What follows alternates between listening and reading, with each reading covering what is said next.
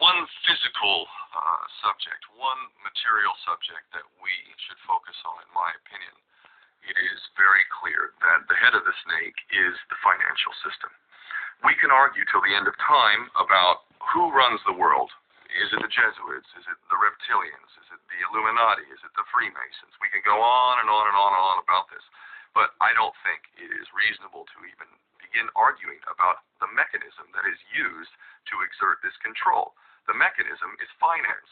The whole point of finance is to indebt, otherwise to enslave. What is a mortgage?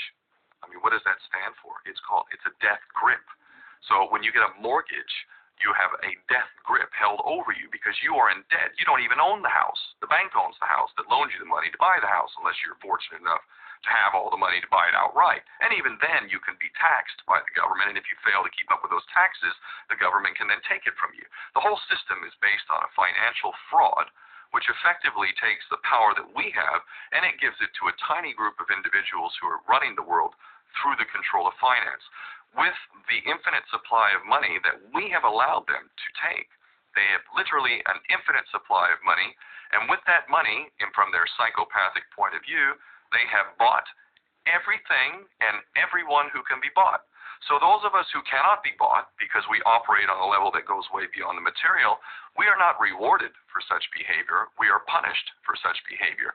And the most slovenly, disgustingly criminal, pedophilia, corrupt moral individuals, those are the ones that are rewarded in this system, which is upside down. We reward the pedophiles, we reward the corrupt, we reward the liars, we reward the people with no morals at all, and usually we compromise them under this system in terms of maybe a videotape. Maybe Barack Obama is gay. Maybe we have videotape of him having sex with another man, or perhaps some other acts that may be not so popular amongst many of the electorate. Or maybe we have videos of political leaders having sex with little boys or little girls. If I was in charge of the world and I was a psychopath and completely drunk on my own power, you can bet damn sure that's what I would do. I wouldn't allow anyone in a position of power who wasn't completely compromised. When you have an infinite supply of money, you can do this. Take that supply of money away, take that power back, put it in the hands of the people, get rid of fractional reserve banking, which is an obscenity in itself. Listen to the lessons of Jesus Christ. If you're a Christian who got really pissed off when he went to the temple and he saw what the money changers were doing, let's take back control of the issuance of money, and not just on a national level. I'm happy to see in Denmark that you have your own currency. You don't have the euro.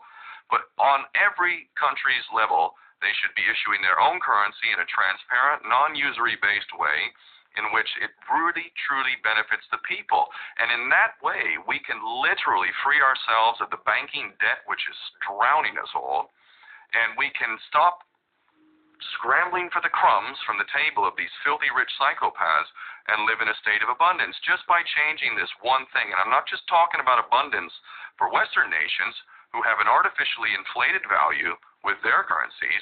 We all in the West are guilty of having that reward while the rest of the world is sucking on it. Every nation in the world can use a sensible financial policy to liberate themselves, to have world-class education, infrastructure.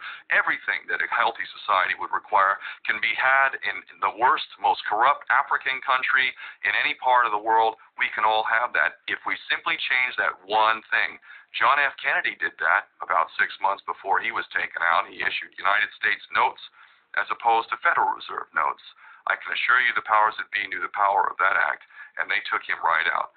So the bottom line is, if we as people understand this very simple principle, just this one thing, change this one thing, we can solve every other problem you can name. I don't care what the problem is. I can bring it back to the financial system and an infinite supply of money for a bunch of psychopaths who are running the world, as opposed to an abundant supply of money for all of us. So in that sense, I'm very optimistic. This is not rocket science. I am not the smartest guy in the room. We can all understand this. And as soon as we do, we can exercise the same power that we had, but relinquish, and we can have a future for ourselves and our children. There's a lot to be optimistic about, quite frankly.